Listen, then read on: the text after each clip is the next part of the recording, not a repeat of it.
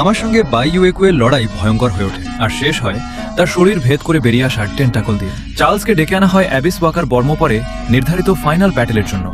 আমি বুঝতে পারি বাই ইউএকুই শুরু থেকেই আমাকে ব্যবহার করে আসছিল। রাগে উন্মত্ত হয়ে আমি মহাকাশযানের খাঁচা ভেঙে মুক্ত হই। বাই ইউএকুই তার শক্তি দিয়ে আমাকে বেঁধে রাখার চেষ্টা করে, কিন্তু আমি সহজেই ছুটে যাই এবং সে পেছনে ছিটকে যায়। আমি ককপিটে ছুটে যাই জাহাজটিকে আবার ভূপৃষ্ঠে ফিরিয়ে আনার জন্য, কিন্তু বাই ইউএকুই আমাকে মাঝপথে বাধা দেয় এবং লড়াই আবার শুরু হয়।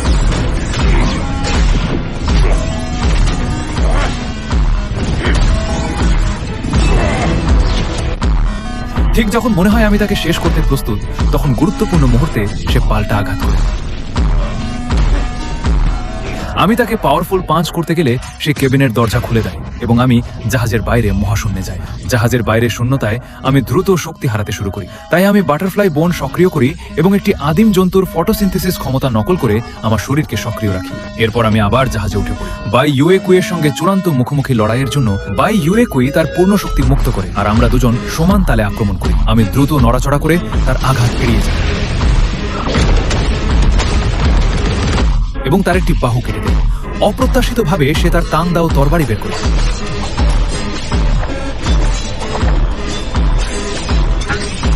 আর তাতে যুদ্ধের মোড় ঘুরে যায়। তার ঝলমলে ধারাবাহিক আঘাতে অসংখ্য কাঁটা তৈরি হয় যা আমার শরীর ছিন্ন ভিন্ন করে দেয়। যদিও আমার কেন্দ্রবিন্দু টিকে থাকে, সে যখন আমার হৃদয় ভেদ করতে এগোয় তখন আমি তাৎক্ষণিকভাবে একাধিক টেন্টাকল ছেড়ে দিই যা তার শরীর ছিঁড়ে ফেলে। বাই ইউএকুইকে পরাজিত করার পর আমি জাহাজটি চালিয়ে আবার ভূপৃষ্ঠে ফিরে যাই। ততক্ষণে চার্লস ইতিমধ্যেই অ্যাবিস ওয়াকারে বেরিয়ে পড়েছে। এখন শেষ যুদ্ধই আমাদের ভাগ্য নির্ধারণ করবে।